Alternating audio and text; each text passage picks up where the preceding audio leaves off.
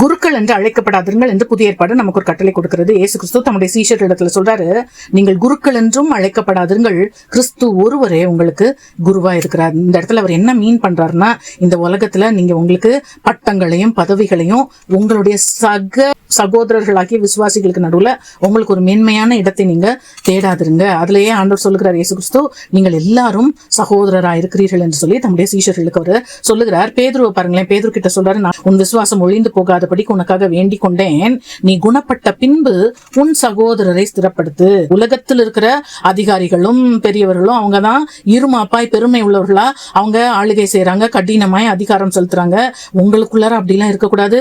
உங்களுக்குள்ள யாராவது ஒருத்தர் பெரியவரா ஆயிரணும் அப்படின்னு நினைச்சீங்கன்னா அவங்கதான் முதல்ல என்ன செய்யணும், எல்லாருக்கும் பணிவிடை செய்யணும். இயேசு கிறிஸ்துவில் இருந்த சிந்தையே உங்களிலும் இருக்கக்கூடாது.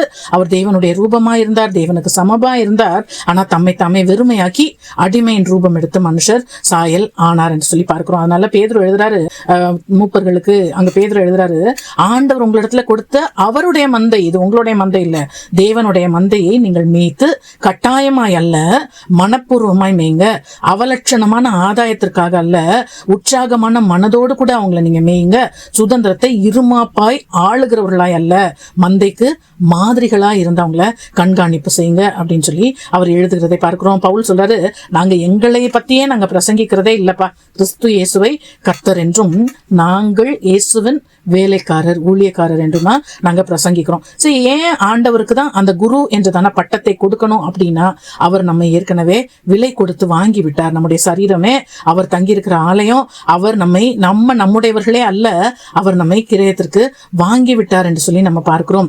அவர் தான் நம்முடைய தேவன், அவர் தான் வாங்கிட்டாரு, அவர் குரு, அவரே நம்முடைய ஆண்டவர். அதுல எல்லாம் என்ன ஸ்பெஷல்னா, எல்லாவற்றுக்கும் மேலாக அந்த இயேசு கிறிஸ்துவை பிதாவானவர் உயர்த்தி வானோர் பூதலத்தோர் பூமியின் கீழானோர் எல்லாருடைய முழங்கால்களும் முடங்கும் அந்த இயேசு என்ற குருவின் நாமத்திற்கு முன்பாக.